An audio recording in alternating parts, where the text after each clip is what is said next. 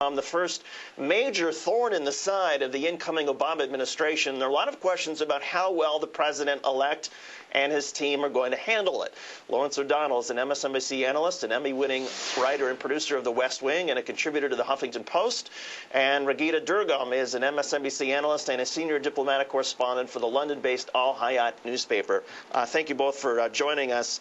Lawrence, I was in Europe for vacation, and the expectations of Obama, the hope that especially our allies have overseas is just breathtaking.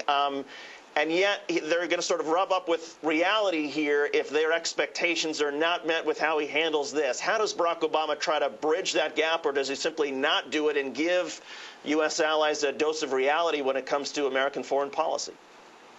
Well, I think this will be one of the reality moments for allies, because there's nothing more consistent in American foreign policy than White House policy toward the Middle East, in particular Israeli-Palestinian relations. So you can expect very little variation on what we've already seen. However, Hillary Clinton becomes now the star of this drama as it plays out within the United States, beginning with her confirmation hearing, David, which will now be dominated by this subject. This subject may have played a minor role in her confirmation hearing prior to last week. And so it changes dynamics. We're going to have to see what role Joe Biden plays in a situation like this.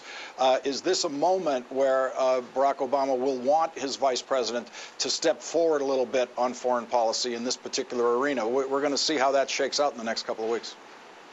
Regina, as far as the world view, I mean, there's been some expectation, I suppose, that there would be the sort of the protests that we've seen in Beirut and Lebanon and some other Muslim capitals complaining about what Israel has done. And yet, I gather that some of the moderate Arab governments are not big fans of Hamas either and see Hamas as essentially a troublemaking organization. Has that essentially helped the United States, both the Bush administration and the incoming Obama administration, as far as their strong support of Israel in all this? Well, there should be no confusion about the Arab reaction. There is a disunity on as far in their look at Hamas and the Palestinian Authority.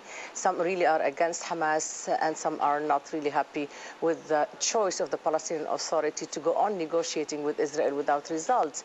But they all are united against continued occupation, and that is where they blame the United States and have blamed the United States for not delivering more in as far as the peace process is concerned. Look, David, this is a predicament for all. No one really can afford to gloat at the other's predicament. Right now we have Palestinians on both, we have civilians on both sides suffering, and 1.5 million Palestinians already trapped, and this is going to be a very difficult situation for President-elect Obama to ignore. But Regina, even on that issue, even on the debating point of the word sort of occupation, I mean, Israel pulled out of Gaza a couple of years ago. Yes, but Gaza was encircled still. Israel remained in control of the crossings to Gaza, so ending occupation in that way is really not an end of occupation in a genuine way. But the point is that, look, both Hamas and the Israelis are trying to paint steps for President-elect Obama to really have him walk their way, each different way, into the policy of the Middle East and the intrigues of the Middle East. I think President-elect Obama must really paint his own steps, has his own signature, and lead on this issue. Otherwise, I think the U.S. will be viewed internationally as really watching Palestinian civilians die and not coming to the agreement to a ceasefire. Lawrence, what's the best choreography if you were advising Barack Obama as far as handling his arrival, of course, tonight, the meetings tomorrow? He will inevitably be asked about the conflict in Gaza. What is the best sort of choreography and essentially answers for him to give, both to try to soothe American allies, but also support U.S. foreign policy, support Israel, and at the same time have these important discussions about the other issue he really wants to focus on, and that is, of course, this economic stimulus package? Well, I think the economic focus is the thing that in a certain kind of way saves him in this situation. I think he will continue to try to indicate that his #1 issue remains, even in the face of this turmoil, the economic situation in the United States. Then he does have the real fact that there is only one president at a time, and he will defer to the current administration until January 20th. I think there probably will be some need in the Obama forces to show that Barack Obama, Joe Biden, and Hillary Clinton are talking and thinking about this together if they are not prepared to say things publicly about how their policies may differ from the current administration. They should probably want to give some indication that they are in effect on top of it, and they are making their plan for how to proceed on January 20th.